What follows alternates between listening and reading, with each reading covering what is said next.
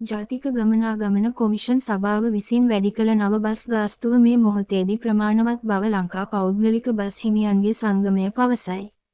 ඒ අනුව හෙට 24 දිනයේ සිට සාමාන්‍ය පරිදි බස් ධාවන කටයුතු සිදු කරන බව එම සංගමයේ සභාපති ගැමුණු විජේරත්න මහතා පවසයි. අද 23 මධ්‍යම රාත්‍රියේ සිට ක්‍රියාත්මක වන පරිදි බස් ගාස්තු මිල 12.19කින් ඉහළ නැංවීමට කැබිනට් අනුමැතිය හිමි වූ බව කැබිනට් ප්‍රකාශක අමාත්‍ය නලින්ද ජයතිස්ස මහතා පැවසිය. ඒ අනුව රුපියල් 27ක පැවති අවම බස් ගාස්තුව රුපියල් 30ක් දක්වා ඉහළ යනු ගොස් ඇති අතර අවසන් ගාස්තුව ලෙස පැවති රුපියල් 2159 බස් ගාස්තුව රු 2422ක් දක්වා රුපියල් 263කින් ඉහළ ගොස් ඇත.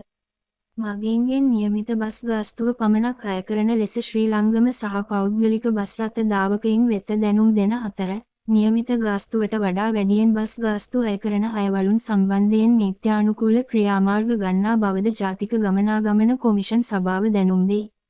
නියමිත බස් ගාස්තුවට වඩා වැඩියෙන් බස් ගාස්තු අය කළහොත් ජාතික ගමනාගමන කොමිෂන් සභාවේ 1955 ශනික දුරකථන අංකයට හෝ 071 2595555 යන WhatsApp අංකයට පැමිණිලි ඉදිරිපත් කරන ලෙසද ගමනාගමන කොමිෂන් සභාව ජනතාවගෙන් ඉල්ලා සිටී.